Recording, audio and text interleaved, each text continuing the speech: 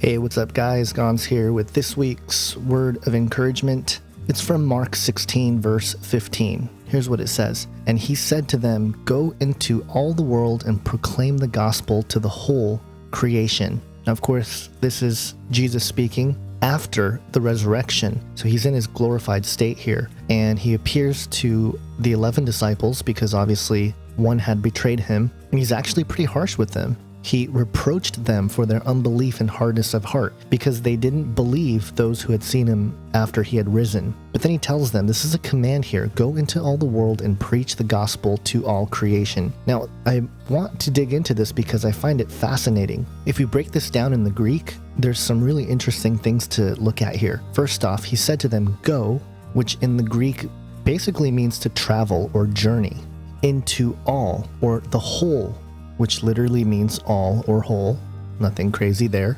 But then it says the world. So go into all the world or journey into the entirety of the world. The word world there is cosmon or cosmos, which of course means the world or the universe, which is interesting because it's not just the earth. You know, he's kind of implying the universe as a whole, but it also means world affairs or inhabitants of the world. And so there's this notion of an ordered system here, but it gets even crazier. It says to preach, which is to herald or to proclaim, the gospel, which is the good news, to all, which is every, of creation. The Greek ktisis, which means creation, creature, institution. And it comes from the word ktizo, which means I create, as in God creates. So all that God had created. Now, again, the reason why I chose this passage is because there's something really profound with what Jesus is saying here. It's not just to proclaim the gospel to people. He's saying to all creation, which means plants, animals, everything that God created, the sun, the moon, the stars, everything.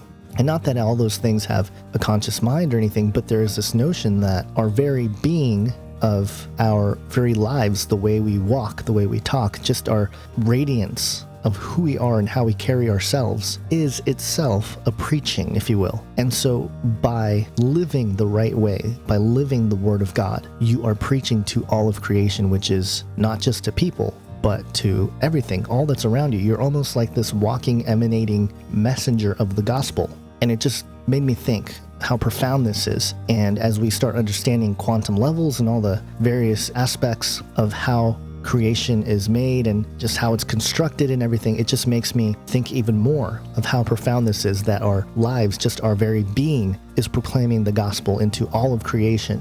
So let that be encouraging to you this week. Think about that. What does your presence or your being emanate? And of course, this is not something we have perfected, and it's something that we have to seek and we have to work for. But I hope it encourages you because it really does seem to make a difference all the way from the smallest quantum levels to the cosmic scale of the entirety of the universe, which is all part of God's creation. So hope that encourages you. Hope you have an awesome week. God bless.